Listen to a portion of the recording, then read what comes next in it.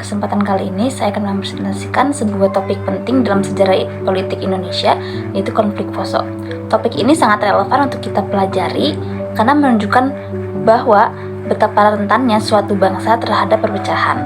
Jika tidak dikelola dengan baik, maka suatu bangsa akan mengalami keruntuhan.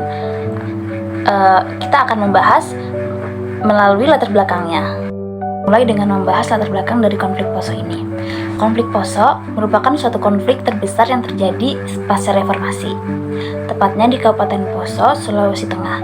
Konflik ini berlangsung antara tahun 1998 hingga tahun 2001. Awalnya hubungan antar umat Muslim dan umat Kristiani di daerah ini sangat harmonis dan damai. Mereka hidup secara berdampingan. Namun, setelah jatuhnya rezim Orde Baru dan lemahnya kontrol pemerintah pusat, akhirnya muncul berbagai ketegangan di tingkat lokal yang kemudian meledak menjadi konflik berdarah. Konflik ini diawali dari perkelahian antar pemuda yang tampak sepele, tapi berkembang menjadi sebuah kerusuhan dengan skala besar yang akhirnya mengorbankan banyaknya nyawa.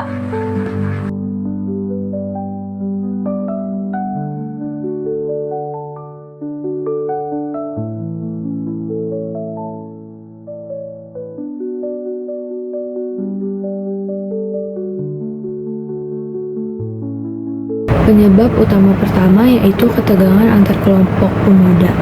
Pemicu utama dari konflik Poso adalah bentrok antara dua kelompok pemuda di desa Lambojia pada 25 Desember 1998 yang bertepatan dengan hari Natal. Insiden ini menyebabkan kemarahan di kedua belah pihak dan memicu aksi balas dendam yang tidak terkendali. Bentrokan ini kemudian berkembang menjadi konflik antara agama karena masing-masing kelompok mewakili identitas keagamaan yang berbeda, yaitu Islam dan Kristen. Dari sinilah kekerasan mulai menyebar ke berbagai wilayah di Poso. Lalu, penyebab utama kedua yaitu ketimpangan sosial ekonomi. Selain faktor langsung, ada pula faktor struktural yang menjadi pemicu utama, yaitu ketimpangan sosial dan ekonomi. Penduduk asli yang mayoritas Kristen merasa tersisih oleh para pendatang, sebagian besar dari luar Sulawesi yang umumnya beragama Islam. Para pendatang ini mendominasi sektor ekonomi, terutama perdagangan dan pertanian, sehingga memicu kecemburuan dan ketegangan. Ketimpangan ini diperparah dengan kurangnya intervensi dari pemerintah dalam menciptakan keseimbangan ekonomi di daerah tersebut.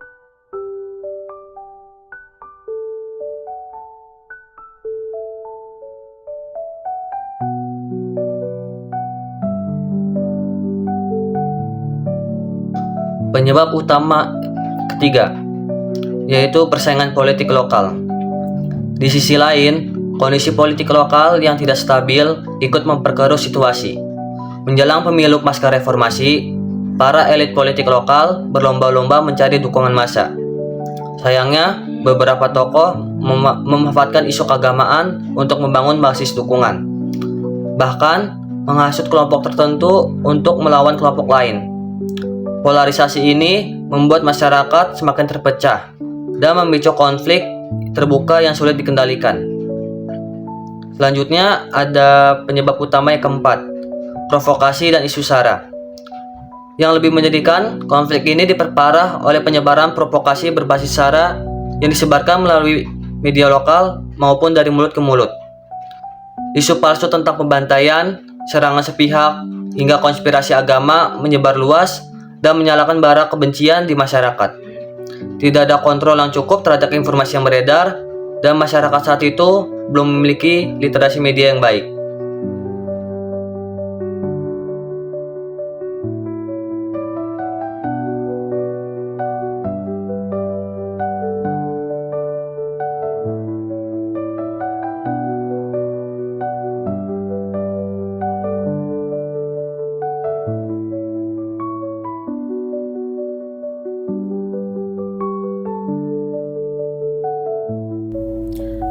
Dampak konflik akibat dari konflik ini sangatlah besar. Lebih dari 1.000 orang meninggal dunia. Sebagian besar berasal dari warga sipil dan ribuan orang lainnya mengungsi, meninggalkan rumah dan harta benda mereka.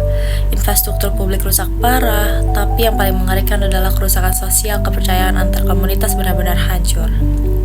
anak-anak tumbuh dalam ketakutan, dan banyak warga yang mengalami trauma hingga bertahun-tahun setelah konflik ini berakhir. Penyelesaian konflik ini untuk mengakhiri konflik adalah pemerintah Indonesia bersama tokoh masyarakat mengadakan pertemuan di Malino, Sulawesi Selatan yang menghasilkan deklarasi Malino I pada tahun 2001. Perjanjian ini berisi 10 butir kesepakatan, salah satunya adalah gencatan senjata dan pemulangan pengungsi. Selain itu, dilakukan pendekatan dialog lintas agama dan pembangunan ekonomi pasca konflik. Upaya ini berhasil meredakan kekerasan meskipun proses pemulihan sosial berlangsung cukup lama.